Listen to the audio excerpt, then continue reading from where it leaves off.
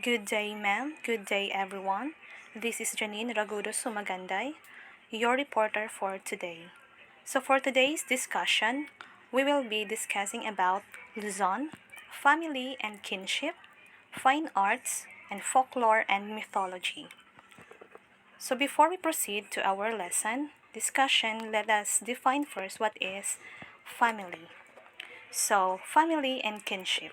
Family, according to dictionary.com, it is a basic unit of the society consisting of parents and their children as a group, whether dwelling together or not. So, let's define what is kinship. Kinship, it is a family relationship or a blood relationship. Also, kinship is a family relationship or other close relationship. Example, relationship between two brothers.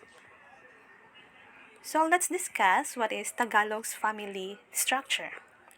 So the typical and traditional Tagalog family lives in a rural or semi-rural barrio. A barrio is adequately described in the 1939 census of the Philippines. The barrio usually consists of from 10 to 1,000 houses.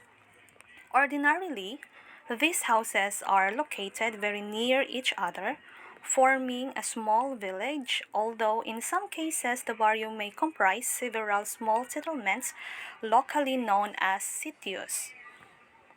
Typically, the barrio is separated from another by rows of rice paddies or other areas, although there are a considerable number of barrios closely adjacent to each other. The centrally located barrio and the one in which the municipal building is located is known as the poblacion. So family members also have obligations to the neighbors. No definite geographical limits define neighbors, yet the Tagalogs have definite customs of obligation to them. These obligations are not so new obligation as they are reinforcement of obligations which may exist generally. For instance, one owes an obligation to lend food to a barrio member. One owes a greater obligation to a neighbor and the greatest obligation to a kin. So, in the case of weddings, one has obligations to the barrio at large, but these obligations, American anthropologist 1957, are intensified in the case of neighbors and more intensified in the case of kin. Obligations to the neighbors are real obligations. They are not permissive or based on friendship ties. The life cycle in the Tagalog family offers some points of comparison with the American family.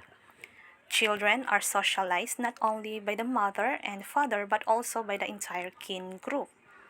There is a little or no distinction between the socialization of boys and girls until the age of 10 or 11.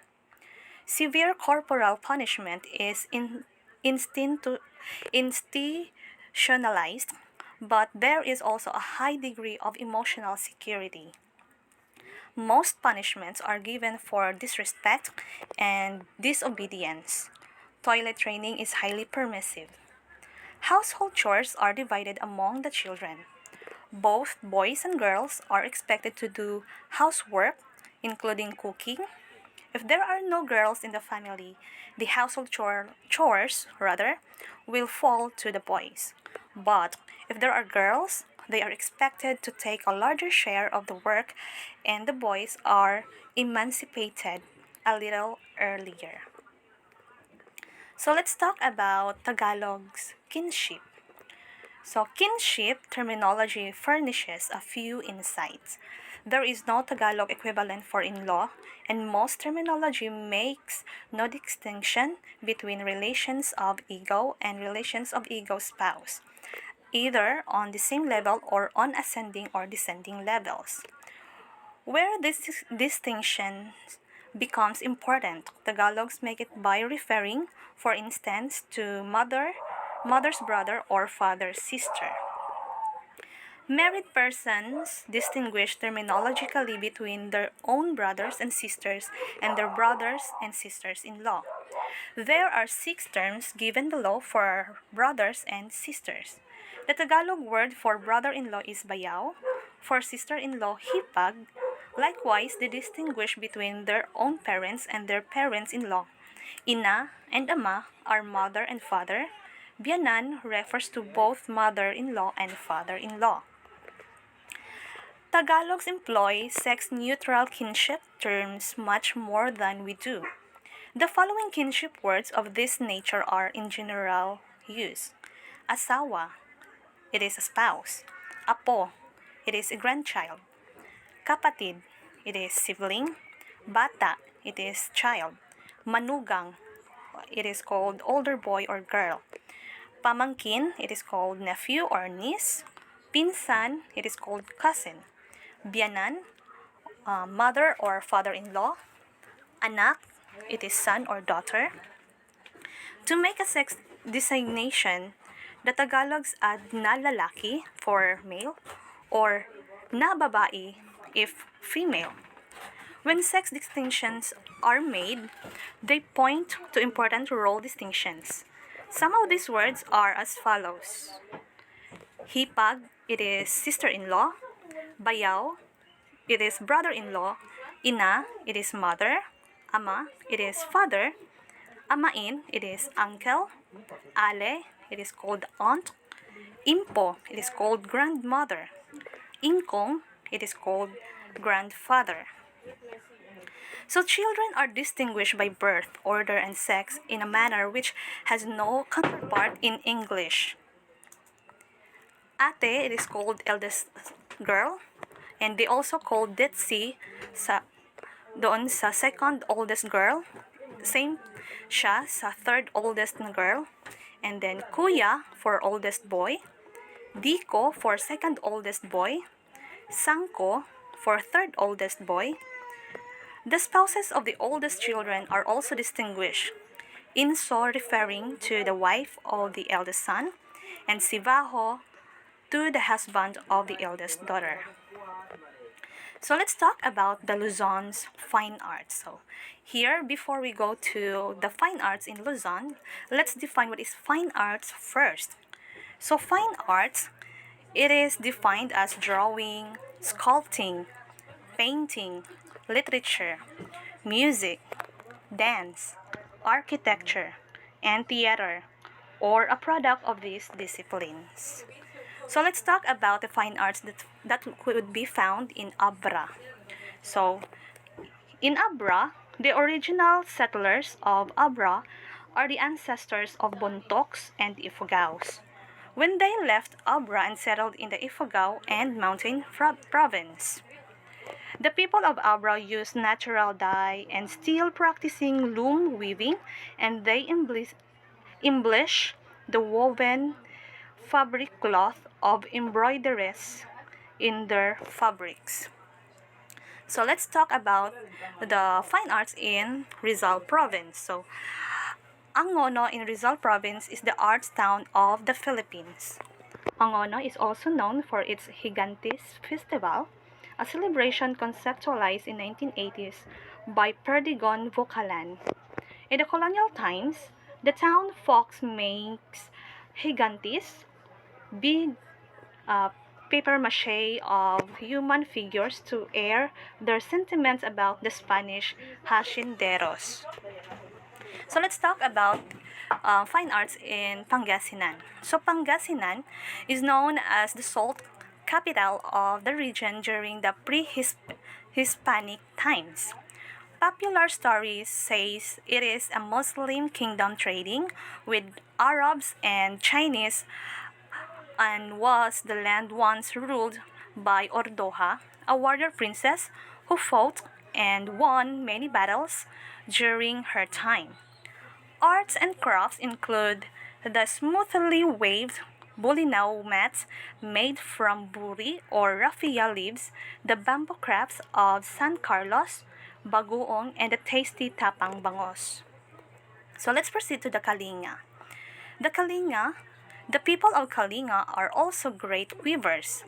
Their cloth weaving and basketry are among the finest product in the region. Kalinga textiles are characterized by dominant red stripes and motifs of geometric patterns, as well as nature symbols interfaced with white, yellow, and black fibers. So let's go to the Ifugao. The term Ifugao means people from the hills. That is why non-Calderians called them Igorots by the first name. Their arts and culture revolves around rice. So let's talk about again the Ifugaos. The Ifugaos weave a layong cloth called ikat, which is actually an Indonesian term meaning to bind together. Their motif is characterized by diamond stripes of white and red stripes. The dominant color is blue. The Ifugaos are also great basket weavers. They are also known for amulets that are made of beads, gold, bronze, and other materials. These amulets are called lingling o or dinomog, used as fertility symbols and worn around the neck. Worn around the neck. So let's talk about the Mount Province or home of Ibalois. It is located in the Cordillera Central Mountain and known for its hanging coffins and mummified bodies. They are employed special burial techniques that could equal the techniques of mummification in ancient Egypt. The humid air and atmosphere in mountain province caves helped preserve the bodies. These mummies are called fire mummies, binget mummies, kabayan mummies, and many more names. So let's proceed to the next one.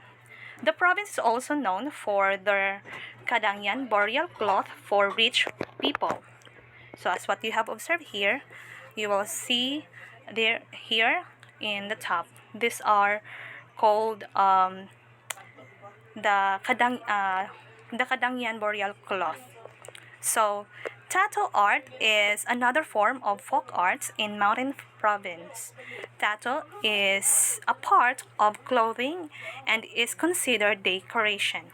The people of Buntok are also great weavers. The Buntak are known for their different types of baskets such as the bubu and suklang. Ikat weaving is important among the Buntoks. So we already talked about the family and kinship, and we also done talking about Luzon's fine arts. Let's proceed to Luzon's folklore and mythology. But before we will discuss about the folklore and mythology, let's define what is folklore first. Folklore: the traditional beliefs, customs, and stories of community passed through generations by word of mouth. So let's define what is mythology first. Mythology A mythology is a collection of myths or stories about specific person, culture, religion, or any group with shared beliefs. So next slide we will be talk about the myth there in Luzon. So first, let's talk about Likha, a created image or celestial deity among the early Tagalog. So I will be giving you a little summary of Likha. So Likha, by 1738, the definition of Likha began to change in the Spanish documentation. Juan Francisco de San Antonio writes, beside this, they had other idols, which the Visayans called Diwata and the Tagalogs called Anito, each of which had its special object and purpose. For there was one Anito for the mountains and open country, another for the sowed fields, other for the sea and rivers, another for the house of their dwelling, And these anitos they invoke in their work according to the functions of each one. So among these, they also made anitos for their ancestors, and to this was due to the first adoration of all. The memory of this anito is not even yet erased. They kept some small badly made figures of all this, of gold, stone, ivory, or wood, and they called them likha or laruan, which means a figure or image among them. So that was that was a summary for the mythology of Tagalog, like likha. So let's proceed to the next one. Luzon beginnings, the story of my kapal. So I will be giving you here a little bit a brief summary of this the story of my kapal. So in the beginning, the sky was very low. It was possible to touch it with a long bamboo pole. Because of this proximity, everything on earth was burnt by the intense heat of the sun. The rivers and the seas were boiling tremendously. Then suddenly, from nowhere, a huge man appeared on earth. This enormous being was called Maykapal. Some of the ancient Tagalog said that Maykapal was the Lord of the universe who came down to earth to correct some mistakes in his work. However, unable to get rest from the intense heat, Maykapal got mad one day. With his hands, he raised the sky to its present height. In spite of this change, however, the heat from the sun was still unbearable. In those days, it was said that the sun had two eyes and the heat it gave was twice as much we have now. In his disgust, Maykapal took his bolo and pierced one of the eyes of the sun. As a result of this incident, the old folk says the sun became one-eyed, and it was this reason that since that it generated just enough light to sustain life on earth. But despite this well-regulated heat from the sun, Maykapal was not contented with his handiwork. The sight of the cold and barren earth made him lonely. So one day, he took some curious looking seeds from his pocket and sowed them. Then he tore the clouds, and the first rain came. A few days later, the earth was covered with plants and flowers. With these innovations completed, Maykapal decided to furnish the world with light. The enveloping darkness of night made him feel insecure. He knew he was alone, but he could not understand his own feelings. So he picked up some queerer looking and glittering shells from the beach, willed that they should have light, and hung them in the sky. This became the stars and the moon. Contented now, he returned to his abode way of Mount Arayat. So that was a brief summary from the story of Luzon Beginnings, the story of May Kapal. So let's proceed to the next one, which is Malakas and Maganda. I will also reading here the brief or the summary of this Malakas and Maganda. So this will be the summary of this story. In the beginning, there was only sky, sea, and a single bird. The bird grew tired and, while looking for a place to rest, steered up the sea until its water reached the sky. The sky then showered the sea with islands in order to calm it down, and told the bird to pick an island to build its nest there. One day, the bird was struck by a bamboo pole. The child of the land and sea breezes annoyed the bird struck at the nodes of the bamboo until it split. From one half a man, it was Malakas or the strong one, emerged, and from the other half a woman, it was Maganda, a beautiful one. Then the earthquake called on all the birds and fish to see what should be done with these two, and it was decided that they should marry. They had a great number of children. One day, the people grew tired of the offspring idleness and wanted to get rid of them. Malakas grabbed a stick and started beating their children.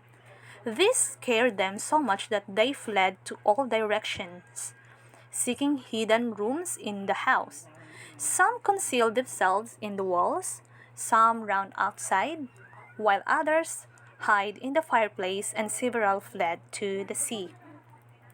Those who went into the hidden rooms of the house later became the chiefs of the islands. Those who concealed themselves in the walls became slaves, while those who ran outside were free men. The children who hid in the fireplace became dark-skinned, while those who fled on the sea were gone many years, and when their children came back, they had white skin. So that was a summary of the story of Malakas and Maganda. So let's proceed to the next myth. It is origin of Satan, deity of Kasanaan, the lower world in Tagalog mythology. So I will be reading again the brief or the summary of this story. So, in outline of Philippine mythology, according to F. Landahocano, who wrote this story, the ancient Tagalogs also believed in the final judgment of men. That is, the punishing of the evil and the rewarding of the good. The souls, rather, of good men were said to be taken to a village of rest called Makkah, which resembled to the Christian paradise, where they enjoyed eternal peace and happiness. However, those who deserved punishment were brought to Kasanaan, the village of grief and affliction, where they were tortured forever. These souls were kept there by the chief deity named Satan. So modern presentation on Tagalog beliefs present that Satan was assisted by many mortal agents. The sorry.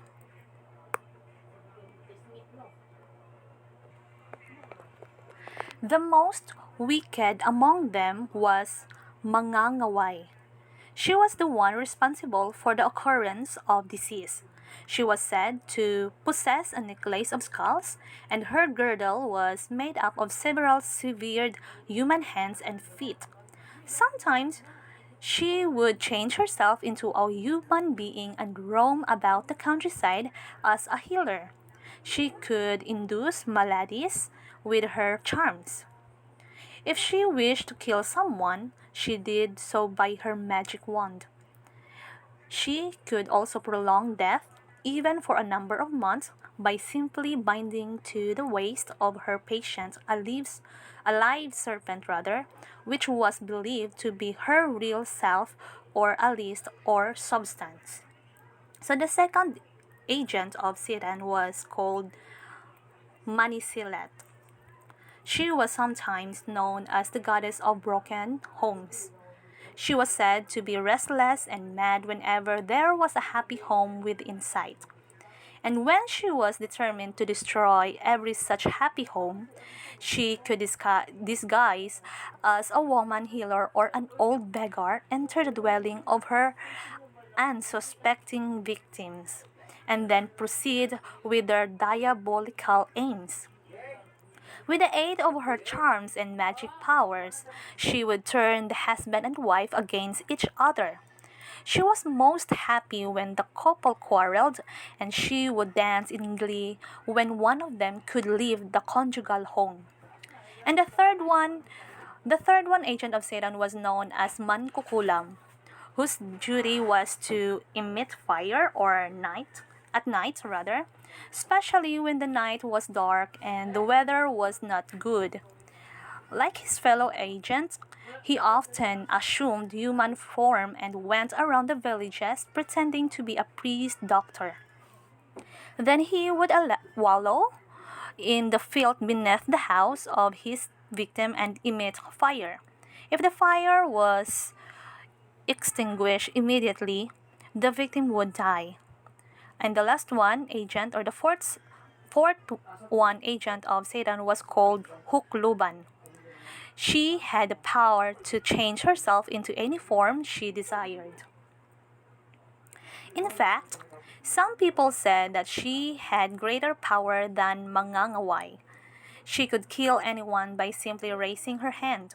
However, if she wanted to heal rather those whom she had made ill by her charms, she could do so without any difficulty. It was also said of her that she could destroy a house by merely saying that she would do so. So that was a brief or the summary of origins of Satan, deity of Kasanaan, the lower world in Tagalog mythology. So let's proceed to the next one, which is the origin of Taal volcano. It is a Tagalog myth also. So I will be reading again the brief or the summary of this story. So many years ago, there lived on the mountain of Taal an old man whose name was Nunu. His house was on the topmost part of the mountain. He was so kind to the natives that they had not feared him. He allowed them to plant tobacco and other plants on the side of the mountain. As Nono was the one who took care of the plants, they grew very well. The natives were allowed to have all the tobacco raised on the sides of the mountain. But Nono told them only that above a certain line around the top of the mountain no tobacco should be planted. All obeyed the will of the old man. The tobacco fields extended from the very bottom to the boundary line at the top of the mountain. The natives became wealthy and prosperous on account of raising tobacco. So, once Nono called a meeting of all the tobacco growers, he delivered a farewell address in which he stated that he was going to be absent from the mountain for a long time.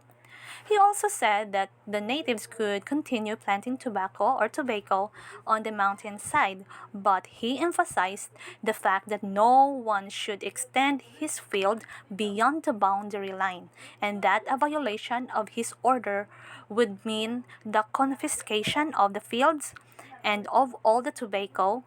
Then he went to the unknown land. A very long time passed, but Nono did not return. The natives made inquiries about him, but no one could tell what had become of him.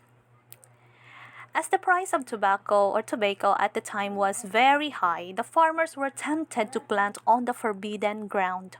1 year passed again, but nothing happened to the disobedient farmers. But one day, while they were celebrating a fiesta in the house of Nono, a violent earthquake occurred. The natives were so terrified that they left the mountain. After a few days, they were surprised to find out that all the plants that were growing on the mountain had disappeared. The part of the mountain above the former boundary line flew up in the air. An immense hole was formed from which smoke began to come out from the time on. Nono kept his word and confiscated all the tobacco from his own use. Barriers have sprung up again of the bottom of the mountain, but no plants can be grown along its sides. The descendants of the disobedient farmers may be waiting anxiously for the return of Nono, but they have to wait until the finished smoking of his tobacco. or tobacco. So that was the brief summary or brief story of the origin of Taal volcano Tagalog myth. So let's proceed to the next one, which is Mangangaway, a Malin magic in a Philippine municipality. So let's talk about this story briefly. The Mangangaway are individuals who most people believed possess supernatural powers to cause illness to those persons whom they wish to harm. Sometimes they can be requested to do so by a client. Such requests are made with extreme care and secrecy. There are reports of fatal incidents arising from the quarrels between neighbors based on suspicions that one has requested a mangangaway to cause the illness of the other or that of his relative. No one, however, has the courage to harm the mangangaway himself, even if it is known that he inflicted the harm. Doing so can lead to further disaster. The attacker's entire family might be harmed. Although the Mangangaway are well known for their sorcery, they are likewise reputed for their power to heal. This is particularly true when they are the ones who have caused the illness. In other words, the Mangangaway functions in both capacities, as inflictor of illness and healer of the same. This role is obviously self-contradictory. On one hand, they are feared because of their power to harm, and on the other hand, they are esteemed because of their skill to heal and to help people in time of need. There are different kinds of mangangaway. They are characterized according to the manner in which they inflict harm. The most common in Bay are the palipad hangin and manikaan. The palipad hangin use the power of Malin magic. The paraphernalia used are holy candles and incense. Holy candles are candles that have been blessed by the priest in church during a mass. When a female mangangaway desires to harm someone, she takes 3 candles and waits until the sun sets. Ducks in chosen because in the local concept it is the critical part of the day. It is the end of tiring affairs for the benevolent spirits and the beginning of activities for malevolent ones. Nature is also conceived to be unstable at this time. So the next one is the manikaan. The manikaan, on the other hand, is a mangangaway who uses a doll. The doll comes in 2 kinds, the manikaang basahan or the rag doll, and the manikaang kandila or the wax doll. Some say it is a cloth doll. Others declare it is to be the wax one. At any rate, should the mangangaway want to use the rag doll, she performs the ritual at midday or during the afternoon or early afternoon rather. It is between 1 and 2 o'clock. This is the time when most people are taking their siesta or midday nap. She takes the doll and places this on the top of an improvised altar. Then she prays and whispers gawai formulae as well as the name of the intended victim to the doll. Then the mangangaway takes her ritual needle and whispers the magic prayer to it. She closes her eyes and forcefully sticks the needle in the doll, at the same time uttering the name of the victim. It is said that the part of the doll was the needle sticks corresponds to the part of the body in which the victim feels the pain. So that was the short or the brief explanation regarding the myth Mangangaway Malin Magic in a Philippine municipality. So let's proceed to the next one, which is Bathala's daughters, the demigods Mayari, Hanan, and Tala. So, demigods are the offspring of gods and mortals, meaning One of their parents was a god and the other a mortal. Demigod means half god, technically meaning a demigod is a god-human hybrid. They sometimes retain physical traits from their divine parents, like hair and eye color, or personality traits like cunning or bravery. Historically, they were the superheroes of the time, the mythical legends that provided lessons and warnings about the consequences of immoral decisions or how valor could be rewarded. The most beautiful divinity in the court of Bathala was Mayari, the goddess of the moon. So Mayari had two charming sisters, Hana, goddess of the morning, and Tala, goddess of the stars. They were said to be the daughters of Bathala by a mortal wife who died after she had given birth to these three beautiful goddesses. But Hala took these three sisters to the sky and made them members of his celestial court. So in Tagalog mythology, Mayari, also known as Bulan, is the beautiful and most charming lunar deity who was the daughter of Bathala, the king of the gods, to a mortal woman.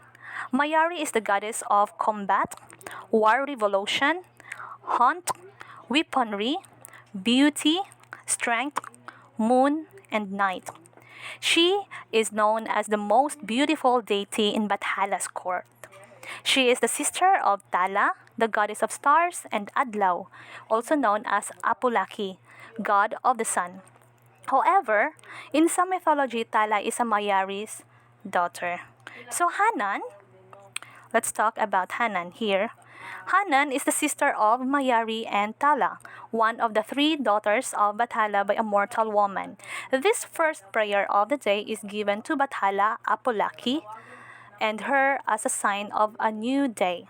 She is especially important during the entrance of a new age or a new phase in a person's life. People offer her bountiful harvest and prayer during the birth of a child, entering adulthood, death, entrance of the planting season, beginning of the harvest season, and the start of a new annual cycle. These prayers are only conducted at the break of dawn. In Tagalog, Amimisem, the rooster and the dawning sun was Hanan's emblem. So, Tala is the name of the goddess of the morning and evening star in Tagalog mythology. Her origins are very depending on a region.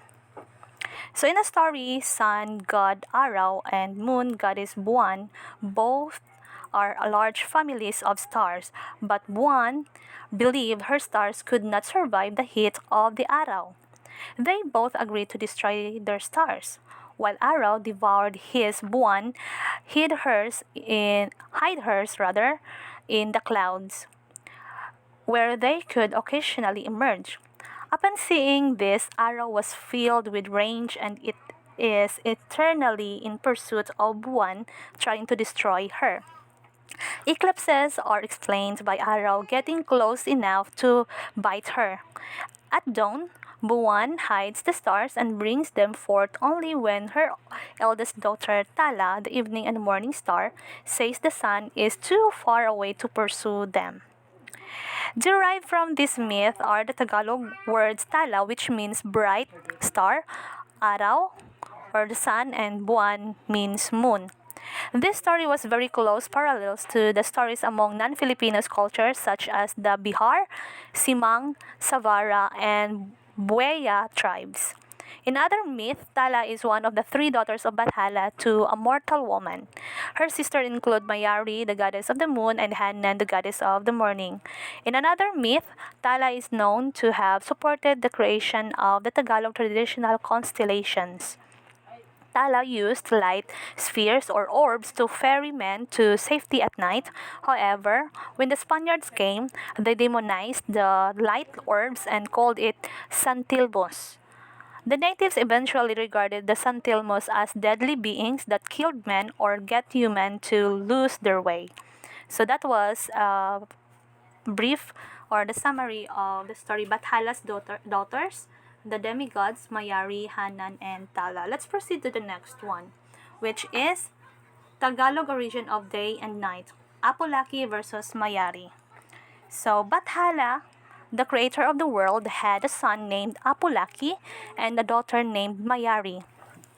The light that shone upon the world and enabled the people, the beasts, the birds, the fish, to say came from the bright eyes of Apolaki and Mayari. So all the creatures loved them dearly. But Hala himself was very fond of his children, and he watched over them as they wandered across the meadows of heaven. Since the eyes of Apolaki and Mayari shone continuously, it was always day on earth. In time, Bathala grew feeble with age and died. Then Apolaki and Mayari had a quarrel for each wanted to rule the world alone.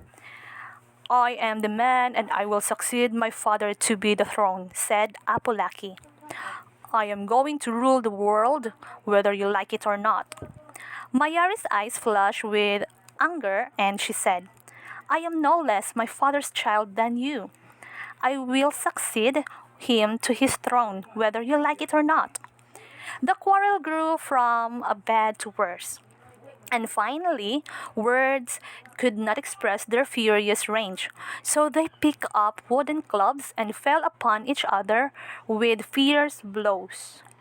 Back and forth they fought until at last Apolaki struck Mayari in the face and she became blind in one eye. When they saw his sister stricken, Apolaki took pity on her and said, let us not fight no more, my sister. Let us share our father's kingdom unequally between us. Let us reign by turns and be friends. Mayari agreed, and from then on, Apolaki, whom we know today as the sun, has ruled the world half the time. Mayari, whom we know as the moon, has taken turns with her brother in ruling the world. When Apolaki is on the throne, the world is flooded with warm light because the light beams from his two bright eyes.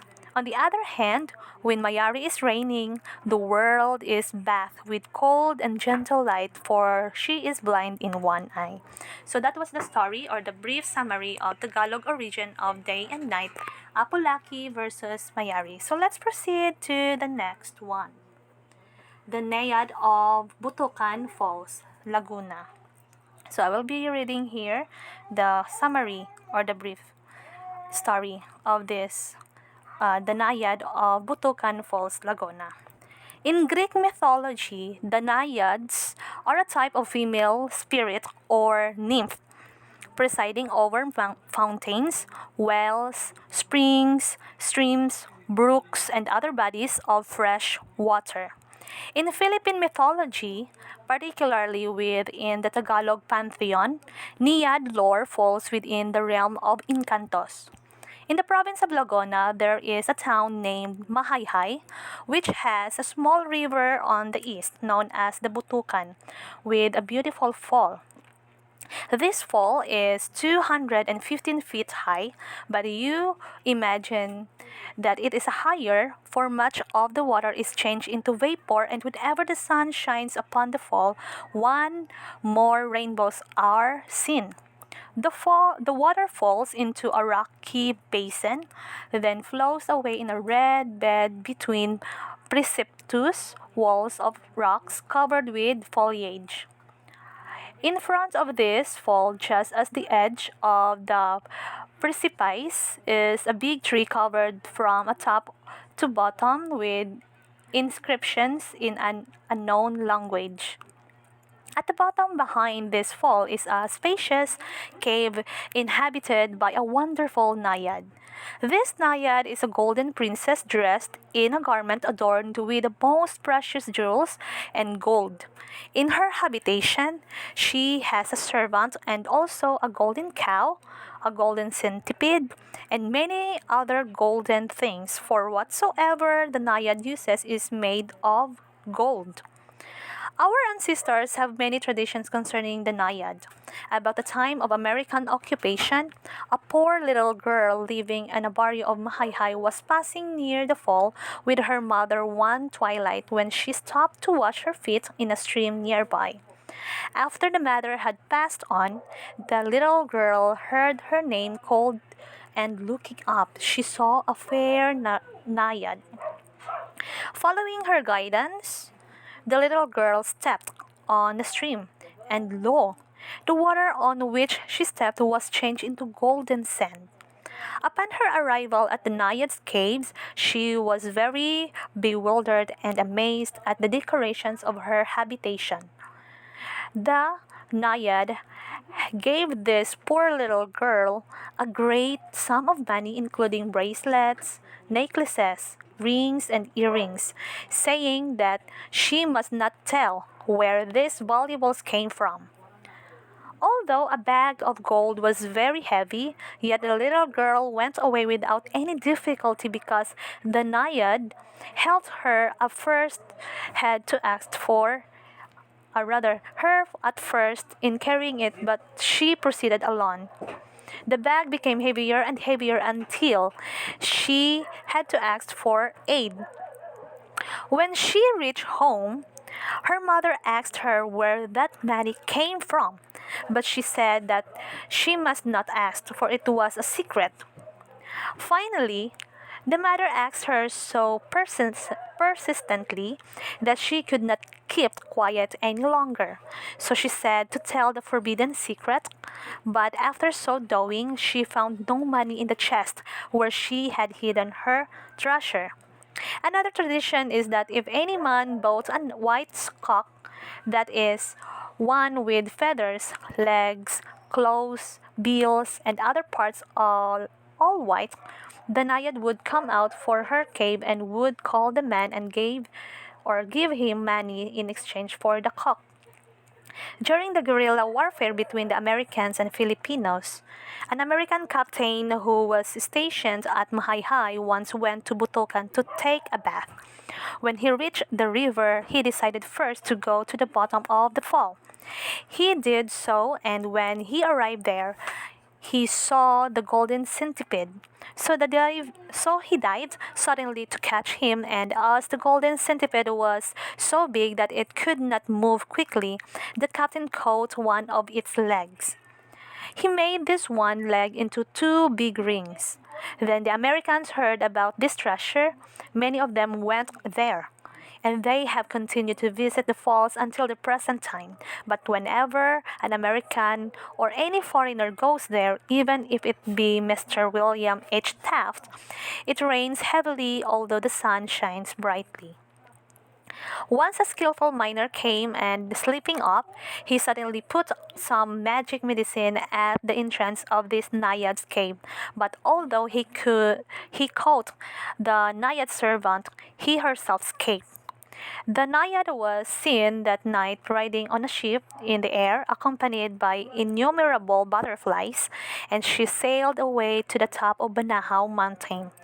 But but she soon returned to her beloved haunt and has often been seen since. So that was a brief or a summary story regarding the Naiad of Butukan Falls, Laguna. So let's proceed to the next one, which is Bungisngis, origin of the Philippine Cyclops.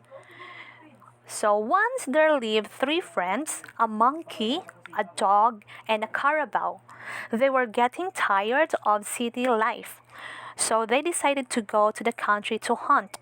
They took along with them rice, meat, and some kitchen utensils. The first day, the carabao was left at home to cook the food, so that his two companions might have something to eat when they returned from the hunt.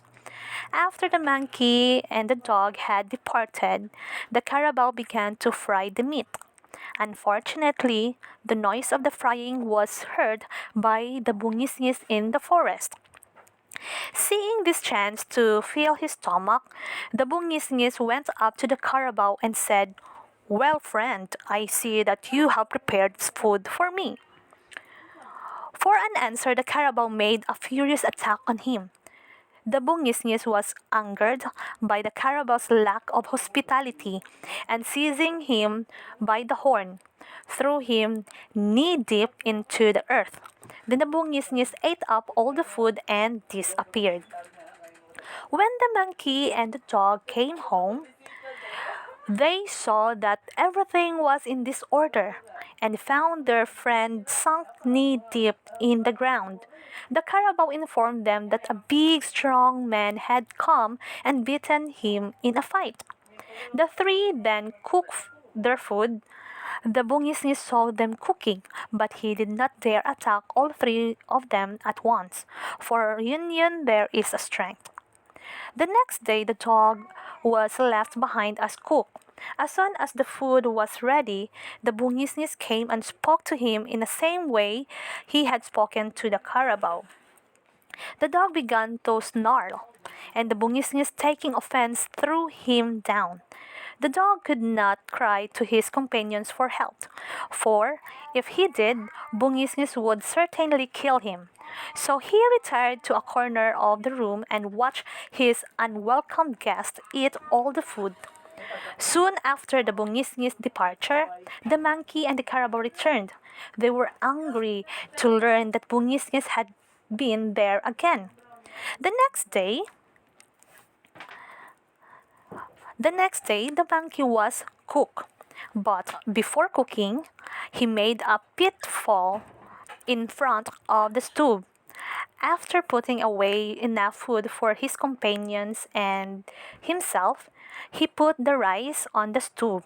When the bungisnis came, the monkey said very politely, "Sir, do you have come just in time? The food is ready, and I hope you'll compliment me by accepting it." The bungisnis gladly accepted the offer, and after sitting down in a chair, began to devour the food.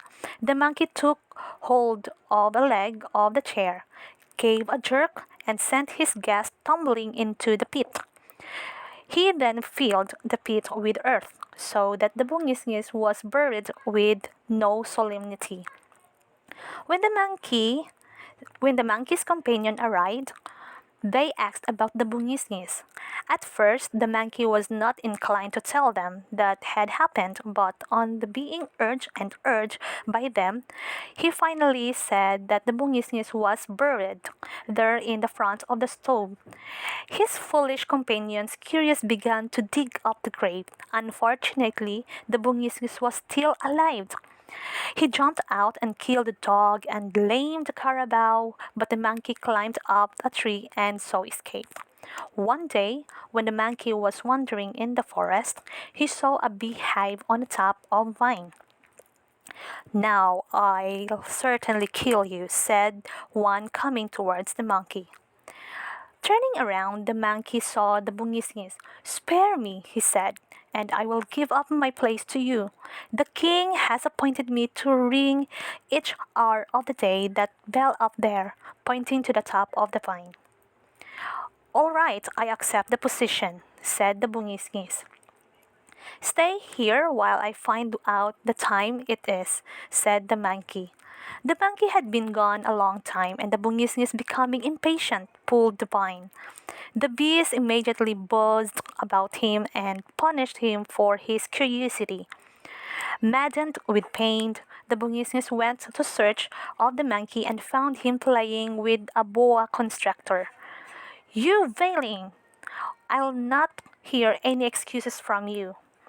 You shall certainly die," he said. "Don't kill me, and I will give you this belt which the king has given me," pleaded the monkey. Now the bungisnis was pleased with the beautiful colors of the belt and wanted to possess it. So he said to the monkey, "Put the belt around me, then we shall be friends."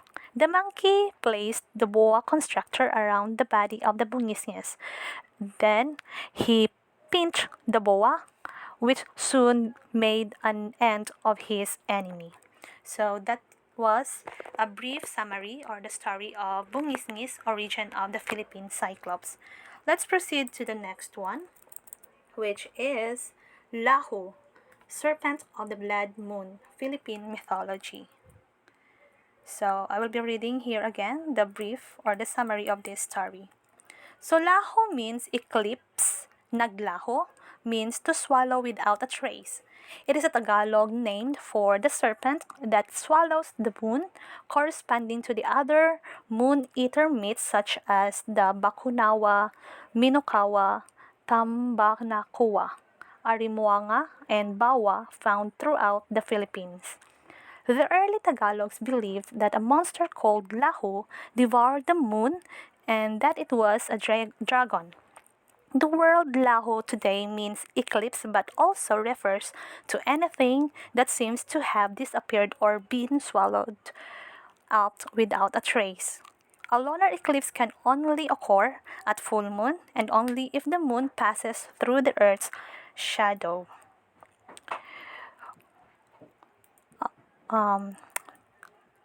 Of the three kinds of lunar eclipse. So a total lunar eclipse is the most striking. Supposedly, it is when the whole moon passes through the Earth's umbral shadow. Only 35% of eclipses are total lunar eclipse. Lunar eclipse occurred a few times per year. So during a total lunar eclipse, indirect sunlight can still reach the moon. That sunlight has to first pass the Earth's atmosphere, which filters out most blue-colored light, leaving a bright red or orange glow. This red light refracts through Earth's atmosphere and illuminates the moon. This is why a total lunar eclipse is sometimes referred as a blood moon, or so they say. Take a telescope out during a blood moon and see for yourself. See how the star seems to move out to the way when the eclipse occurs, how the movement of the light seems to flicker and fade almost as if there's something else that the light is reflecting on. If you're lucky, you might see the small bits of orange and yellow light move around in the big dots. You'll see them twist in a zigzag pattern towards to the moon. When the eclipse starts, you might see the light dots stop and stay stationary for the whole duration of the eclipse. You'll see the red light grow deeper and deeper and you won't be able to look away. There will be a feeling of déjà vu, like you've seen this moment happen 100 times before. You'll feel a deep chill in your spine and for some reason you'll be scared. You'll think that ridiculous, it is only an eclipse. But be careful not to point your telescope directly above the blood moon. You might see something looking back. So that was one of the explanation regarding Lahu, serpent of the blood moon, Philippine mythology. So let's proceed to the next one, which is the story of Maria Sinukuan. It is a Kapampangan's mythology. So I will be reading this here, the summary of this story. So once upon a time, they say that Mount Arayat abounded in all kinds of fruit trees. Aside from the fruit trees, it is said that animals of all kinds once roamed this mountain. The strange thing about these fruit trees and animals is that the fruit trees bore exemptionally big fruits all the year around. The animals was no other than Mariang Sinukuan. These fruit trees and animals, Mariang Sinukuan used to distribute to the poor. Needy families often walked up on the morning to see at their doorsteps, fruits and animals for their needs.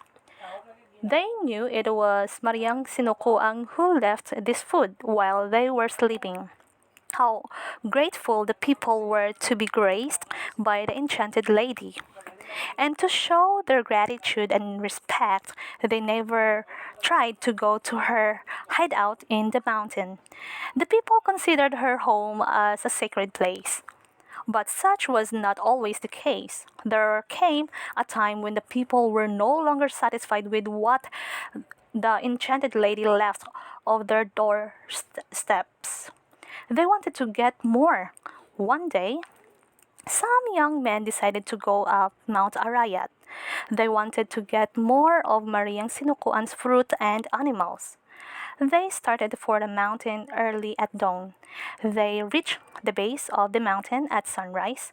Guavas bigger than their fists tangled from the guavas trees. Pomegranate branches almost reached on the ground because of the many and big fruits they bore. Ripe mangoes were just within one's reach. Fowls of every kind were plentiful. Pigs, goats, and other animals roamed around. The young men were still viewing this wonder of nature when from nowhere came Mariang Sinukuan.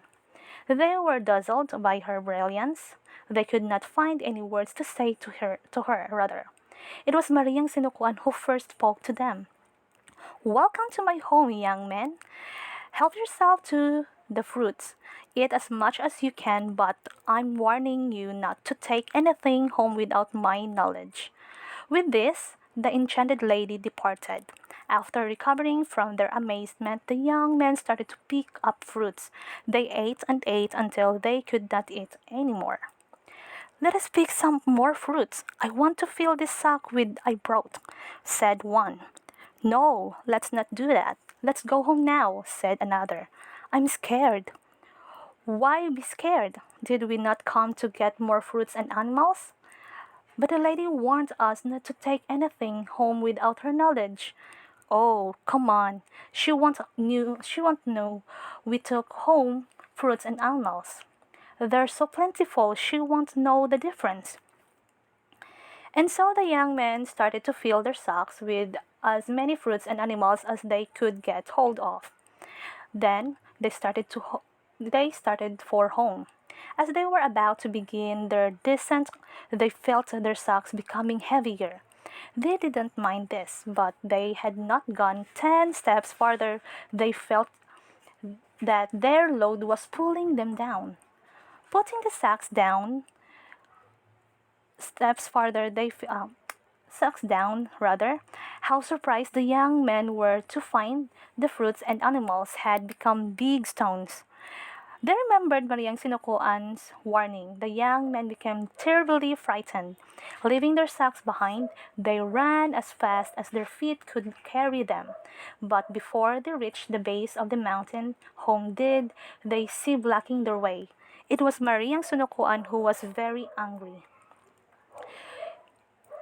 You ungrateful riches, I helped you in this time of need. But how do you repay me? You are not satisfied with that I leave you at your doorsteps, and now you're even trying to steal my things? Because of your greediness, I'm going to turn you all into a swine. With a wave of her hand, Mariang Sinukuan changed the young man into a swine. There was not the last time that people tried to get hold of Mariang Sinukuan's fruits and animals. Again and again, they tried to steal them. At last, fed up with the people's greediness, Mariang Sinukuan stopped leaving food for their doorsteps. She caused the fruit trees and animals in the mountain to disappear. She no longer showed herself to the people, for she was disgusted with their greediness. So that was a very brief or the summary of the story of Mariang Sinukuan, Kapampangan's mythology. So let's proceed to the next one, which is the Tagalog's origin meets Bathala, the creator. So, in ancient mythology among the Tagalogs, there was a creator, a supreme god. He was known as Bathala, May Kapal, or Lumikha. According to F. Landa Hocano's outline of the Philippine mythology in 1969, Bathala is the grand conserver of the universe, the caretaker of nature and the creatures of the earth. Hence, the beautiful word bahala or mabahala, meaning to care. From this evolved the Filipino attitude of bahala na or let Bathala take care of it, which gives a person tremendous courage in the face of danger. So here the summary of the story. In the beginning of the time, there were three powerful gods who lived in the universe. Bathala was the caretaker of the earth, Ulilang Kaluluwa, or literature orphan spirit, a huge serpent who lives in the clouds, and Galang Kaluluwa, or wandering spirit. She winged God who loves to travel. These three gods did not know each other. So Bathala often dreams of creating mortals, but the empty earth stops him from doing so. Ulilang Kaluluwa, who was equally lonely as Bathala, liked to visit places, and the earth was his favorite. One day, the two gods met. Ulilang Kaluluwa, seeing another god reviling him, was not pleased. He challenged Bathala to fight to decide who would be the ruler of the universe. After 3 days and 3 nights, Ulilang Kaluluwa was slain by Bathala. Instead of giving him a proper burial, Bathala burned the snake's remains. A few years later, the third god, Galang Kaluluwa, wandered into Bathala's home. He welcomed the wind god with much kindness and even invited him to live in his kingdom. They became true friends and were very happy for many years. Galang Kaluluwa became very ill. Before he died, he instructed Bathala to bury him on the spot where Ulilang Kaluluwa's body was burned. Bathala did not exactly as he was told. Out of the grave of the two dead gods grew a tall tree with a big round nut, which is the coconut tree. Bathala took the nut and husked it. He noticed that the inner skin was hard. The nut itself reminded him of Galang Kaluluwa's head. It had two eyes, a nose, and a round mouth. Its leaves looked so many like the wings of his dear winch friend, but the trunk was hard and ugly, like the body of his enemy, the snake Ulilang Kaluluwa. But Hala realized that he was ready to create the creatures he wanted with him on earth. He created the vegetation, animals, and the first man and woman. Bathala built a house for them out of the trunk and leaves of the coconut trees. For food, they drank the coconut juice and ate its delicious white meat. Its leaves, they discovered, were great for making mats, huts, and brooms. Its fibers could be used for rope and many other things. So, that was a brief summary of the Tagalog's origin meets Bathala and the creator. So, thank you for listening and I hope you learned something from our discussion for today. So here, as you as what you have observed here, I will show you some pictures of the demigods or the goddesses which is involved in our mythology.